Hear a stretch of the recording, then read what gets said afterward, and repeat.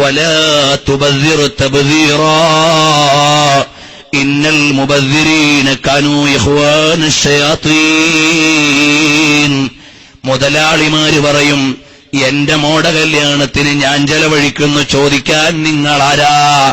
എടാ മുതലാളി, നിനക്ക് സമ്പാദ്യമില്ല, സമ്പത്ത് റബ്ബിന്റെതാണ്, അത് വിനിയോഗിക്കാനുള്ള നിയമം വെച്ചത് പടച്ചവനാണ്.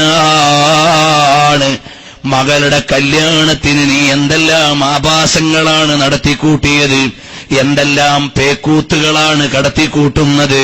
ഗൾഫുകാരാ, മരുഭൂമിയിലെ പെട്രോൾ ഡോളർ കൊണ്ടുവന്ന നാട്ടിൽ ഒരുപാട് അനാചാരങ്ങൾ ഉണ്ടാക്കിയതിൽ ഗൾഫുകാർക്ക് പങ്കില്ലേ?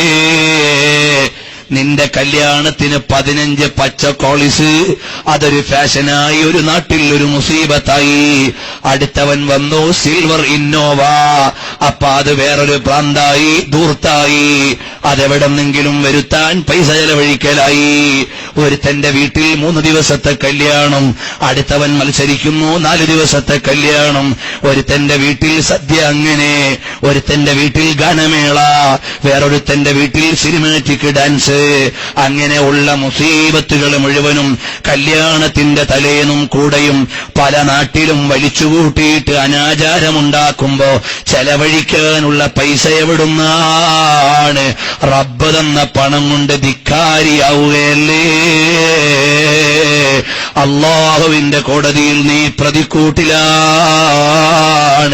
ദുനിയാവിൽ നീ വലിയ ഗമയിലാണ്, ദുനിയാവിൽ നീ വലിയ ഗർവിലാണ്, ദുനിയാവിൽ നീ വലിയ കൊമ്പനാണ്.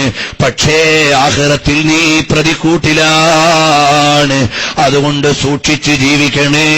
നീ വഞ്ചന നടത്തുന്ന കച്ചവടക്കാരനായിക്കൂടാ, നീ ധൂർത്ത് അനുഭവിക്കുന്നവനായിക്കൂടാ, നീ കൊടുക്കേണ്ടവന് കൊടുക്കാത്ത പിശുക്കനായിക്കൂടാ, നീ സക്കാത്ത് തടയുന്ന ശപിക്കപ്പെട്ടവനായിക്കൂടാ, നീ പലിശ നൽകുന്ന ധിക്കാരിയായിക്കൂടാ.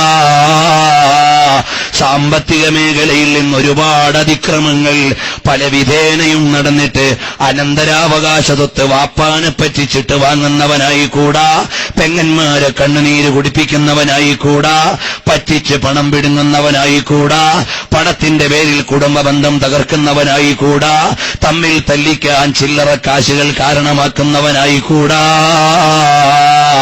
പ്രിയപ്പെട്ട സഹോദരാ,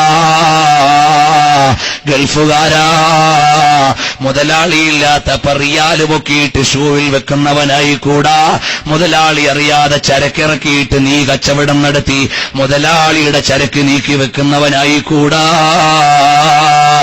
നാട്ടിലേക്ക് മുതലാളി വന്നപ്പോ 6 മാസത്തെ ലാഭം പകുതിയും മോഷ്ടിച്ചെടുക്കുന്ന വഞ്ചകനായിക്കൂടാ.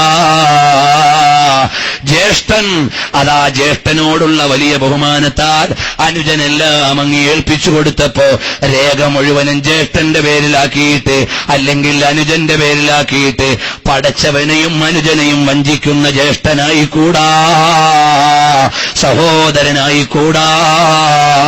അങ്ങനെ എത്രയെത്ര കേസുകളാണ്. കഴിഞ്ഞ കുറച്ചു ദിവസം മുമ്പ് ഒരാൾ വിളിച്ചു, അല്ലയോ ഉസ്താദേ, നിങ്ങളൊക്കെ വഅദ് പറയുന്നവരല്ലേ, ഞങ്ങൾ ഇവിടെ വന്നു, ഞങ്ങളുടെ ആദ്യത്തെ ശ്രദ്ധ ഞങ്ങളുടെ അനുജന്മാരെ കൊണ്ടുവരലാണ് ഗൾഫിൽ. അങ്ങനെ അനുജന്മാരെയൊക്കെ കൊണ്ടുവന്ന് അവർക്കൊക്കെ നല്ല ജോലിയായി, അവര് നല്ല പണക്കാരായി. അതിനെ മുഴുവനും ചെലവഴിച്ചത് ജ്യേഷ്ഠനായ ഞാനാണ്. എന്റെ മകൾ 20 വയസ്സായിട്ടും വീട്ടിലിരിക്കുകയാണ്. പക്ഷേ എന്റെ മുമ്പിൽ 16 വയസ്സുള്ള മോളെ ധിക്കാരപരമായി ആർഭാടത്തോടെ കെട്ടിച്ച് എന്റെ മകളെക്കുറിച്ചോ എനിക്ക് വീടില്ലാത്തതിനെക്കുറിച്ചോ ഒരു ചിന്തയുമില്ലാതെ വലിയ ശമ്പളം വാങ്ങി അടിച്ചു പൊളിക്കുന്ന അനുജന്മാരുണ്ട്. നിങ്ങളൊന്ന് വയലിൽ ഉണർത്തണേ മോനെ. നീ കടപ്പാട് ഓർമ്മയുള്ളവനാകണം, സഹായിച്ചവരെ അറിയുന്നവനാകണം, നല്ല കരുണയും വിട്ടുവീഴ്ചയുമുള്ളവനാകണം. അങ്ങനെ നീതിയുക്തമായ ജീവിതത്തിലൂടെ മുന്നോട്ട് പോകുന്നവർക്ക് അല്ലാഹു ഒരുക്കി വെച്ചിട്ടുള്ള വീടാണ്. വൽജാറു അഹ്മദു വർ റഹ്മാനു നശീഹാ. മുഹമ്മദുർ റസൂലുള്ളാഹി സ്വല്ലല്ലാഹു അലൈഹി വസല്ലം തങ്ങൾ നമ്മുടെ അയൽവാസിയായി പടച്ചവൻ ഒരുക്കി വെച്ച സ്വർഗം കിട്ടണോ? നീ നീതിയുക്തിയോടെ ജീവിക്കുന്നവനാകണം, ഹബീബിലേക്ക് ചിന്തിക്കുന്നവനാകണം.